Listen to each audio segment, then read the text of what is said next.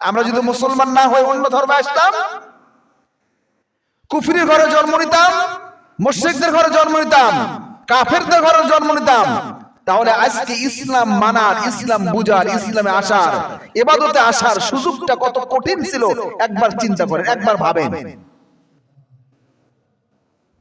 আমরা যদি আজকে মুসলমান না হয়ে অন্য ধর্মে আসতাম, আমার বাপ, আমার পূর্বপুরুষ, আমাদের নতুন, আমার পূর্বে যারা আসছে, আমার বাপ দাদা ইত্যাদি যারা ছিল, তারা যদি অন্য ধর্মে আসতেন, আমিও তাদের ধর্মে চলে আসতাম। তাহলে ইচ্ছা থাকা সত্ত্বেও ইসলামকে বুঝতে পারতাম না, কোরআনকে বুঝতে পারতাম না, ধর্মকে বুঝতে পারতাম। সুতরাং আল্লাহ রাব্বুল আলামিন বলে, বান্দা, মুমিন বান্দা আমি আল্লাহর কাছে ক্ষমা চাইবে। মুমিন বান্দার কিছু গুণ আল্লাহ পাক তুলে ধরলেন। যারা মুমিন বান্দা হবে তাদের প্রথম গুণ হবে তারা ধৈর্যশীল হবে। সুবহানাল্লাহ বলেন। কি হবে? আল্লাহ পাক বলেন, আস-সাবিরিনা ওয়াস-সাদিকিনা ওয়াল কানিতিনা ওয়াল মুস্তাগফিরিনা বিল আসহার। আমার মুমিন বান্দার প্রথম গুণ হবে তারা ধৈর্যশীল হবে, ধৈর্যশীল, সহনশীল। ধৈর্য বলে কোন জিনিসই এখন আমাদের নাই। খালি রাগ, ক্ষোভ, এগুলোকে পরিহার করে ধৈর্যশীল হন। ধৈর্যের গুণ আল্লাহ পাক বলেন, যারা ধৈর্যশীল আমি আল্লাহ তাদের সাথে আছি। কে আছে? কে আছে? কে? আল্লাহ। আল্লাহ পাক বলেন, ইন্নাল্লাহা মা'আস সাবিরিন। যারা ধৈর্যশীল আমি আল্লাহ তাদের সাথে আছি, সঙ্গে আছি। যদি আল্লাহর সাথে থাকার ভয় আছে? আর ভয় নাই। এই জন্য ধৈর্যশীলদের প্রথম পুরস্কার আল্লাহ পাক বললেন, যারা ধৈর্যশীল হবে আমি রব্বুল আলামিন তাদের সঙ্গে থাকবো। যদি আমি আল্লাহর সাথে থাকি, সঙ্গে থাকি, সাথে থাকি, সহযোগিতা করি, আর দুনিয়ার কোনো বেড়াজাল, দুনিয়ার কোনো নস্যাৎ, দুনিয়ার কোনো খারাপি, দুনিয়ার কোনো ক্ষমতা, দুনিয়ার কোনো অপচয় তাকে গ্রাস করতে পারবে না, দুনিয়ার কোনো অন্যায় তাকে স্পর্শ করতে পারবে না। আমি আল্লাহ তার সাথে আছি। এই জন্য আল্লাহ পাক বলে, মুমিনের প্রথম গুণ হবে ধৈর্যশীল। আস-সাবিরিনা, সবাই বলেন আস-সাবিরিনা, ধৈর্যশীল। এটা আরবি ভাষা, আস-সাবিরিনা।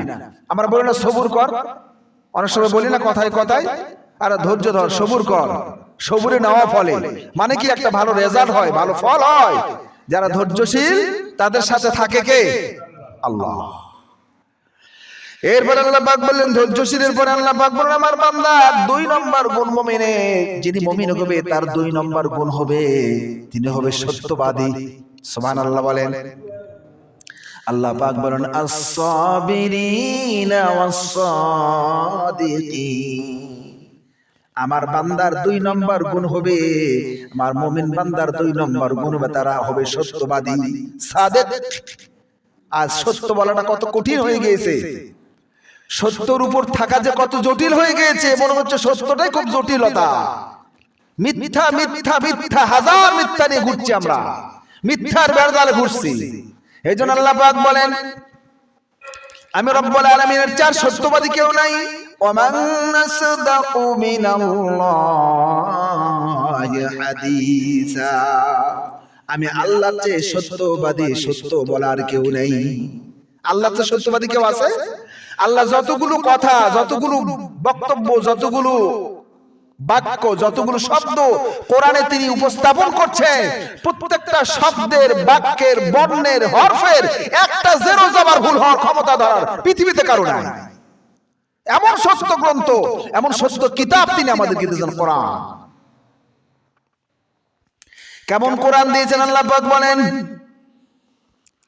এটা এমন কোরআন, এমন কিতাব দিয়েছি, এমন গ্রন্থ দিয়েছি যে কোরআন, যেই কিতাবের ভিতরে সন্দেহ নাই।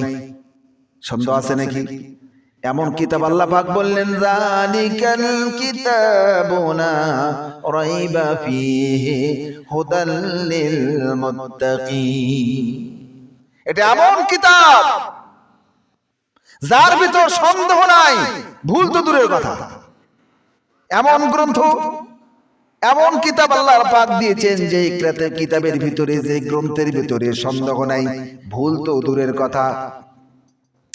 আল্লাহ পাক অন্য জায়গায় বলেন, এটা এমন কিতাব দিয়েছি এমন গ্রন্থ দিয়েছি আনজালা ইলাইকাল কিতাবা বিল হাক্কি লিতাহকুমা বাইনান নাস।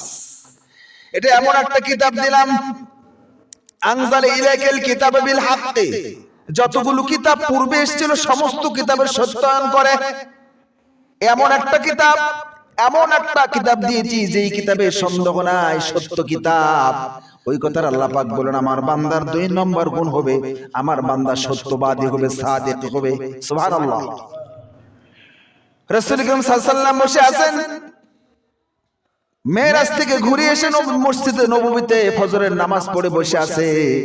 আবু জেহেল পাশ দিয়ে যায়। আবু জেহেল বলে, মুহাম্মদ কোথায় গিয়েছিলে? কি অবস্থায়, কেন বসে কি করছো? বলছে আজকে রাতে আল্লাহ রাব্বুল আলামিনের মেরাজে আরশে আজিমে আল্লাহ পাক আমাকে নিয়েছিল, আমি আরশে আজিম থেকে ঘুরে এসে ফজরের নামাজ পড়ে বসে আছি। সুবহানাল্লাহ বলেন। আবু জেহেল মনে মনে চিন্তা করে, এতদিন যা বলতো তা তো বলতোই, আজকে একটা সুযোগ পেয়েছে মিথ্যা ধরার। নাউজুবিল্লাহ বলেন। একজন মানুষ কি করে আরশে আজিম, কোথায় আরশে আজিমে রাতে ভ্রমণ করে আল্লাহর সঙ্গে সাক্ষাৎ করে ফজরের নামাজ পড়ে বসে আছে, এটা একটা মানুষ বলতে পারে? এটা কি সত্য কথা? এটা সত্য নয়, মিথ্যা কথা বলছেন আবু জেহেল। কে বলছেন? আবু জেহেল। এটাকে নিয়ে পাকাতে পাকাতে বড় করে নিয়ে গিয়ে আবু বকরের কাছে গিয়ে বলছে, আবু বকর শুনছো, মুহাম্মদ যা এতদিন সত্য বলতো, আজকে যা বলেছে টোটাল মিথ্যা। বলছে কি বলেছে? বলছে মুহাম্মদ সাল্লাল্লাহু আলাইহি ওয়াসাল্লাম বললেন আজকে রাতের বেলা আল্লাহ রাব্বুল আলামিন আমাকে সিদরাতুল মুনতাহা ভেদ করে, 7 আকাশ ভেদ করে ৭০,০০০ নূরের পর্দাকে পাড়ি দিয়ে আমি রব্বুল আলামিন আরশে আজিমে গিয়েছিলাম। বলছে সত্যি কি রাসূল? বলেছে। বলছে হ্যাঁ। বলছে যদি আমার নবী সত্যি বলে থাকে তাহলে তিনি সত্যি গিয়েছিলেন। আমার নবী বলেন, আবু বকর কে বলেছে? বলছে আবু বকর বলছে। যেই দিন আবু বকরকে এই কথা বলছে, আমার নবীকে, আমার নবীর কাছে সংবাদ আসলে নবী জবা, আবু বকর আজকে থেকে তোমার নাম আবু বকর সিদ্দিক। সুবহানাল্লাহ। সিদ্দিক মানে সত্যবাদী। তিনি সত্যকে আরো সত্যায়ন করেছেন, সাক্ষী দিয়েছেন। আজ থেকে তোমার নাম শুধু আবু বকর নয়, আজ থেকে তোমার নাম আবু বকর সিদ্দিক। সিদ্দিক উপাধি আল্লাহ রাব্বুল আলামিন নবীজি সেই দিন তাকে দিয়ে ঘোষণা করলেন।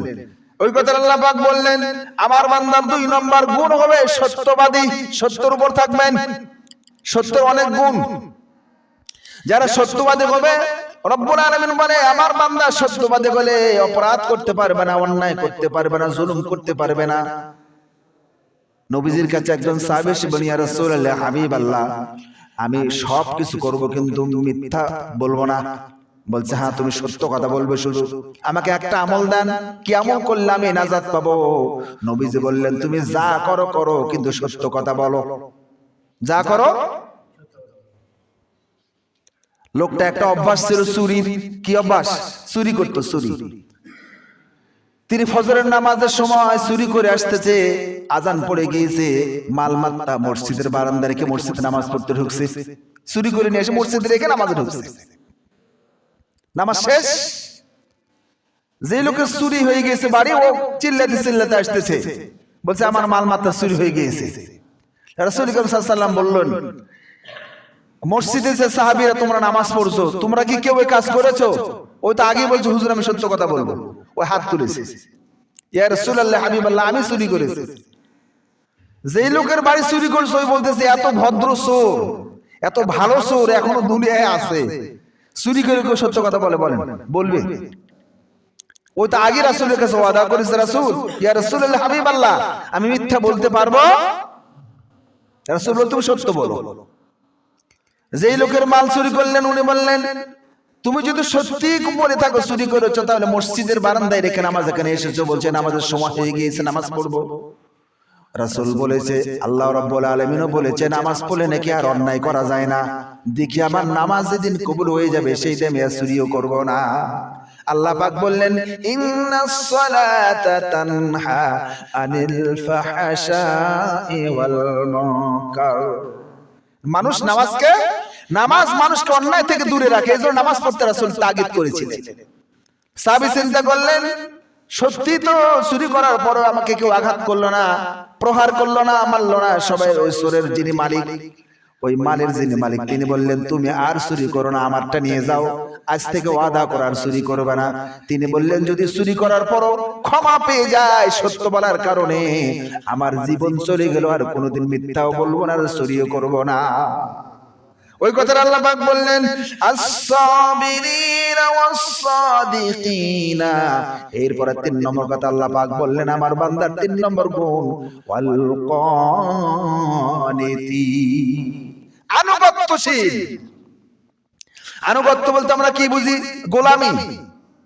আনুগত্য বলতে গোলামি করা, আনুগত্য বলতে দাসত্ব করা, আনুগত্য বলতে মেনে নেওয়া, আনুগত্য বলতে আল্লাহর বিধানকে মেনে নেওয়া বিনে দ্বিধায় বিনে প্রশ্নে।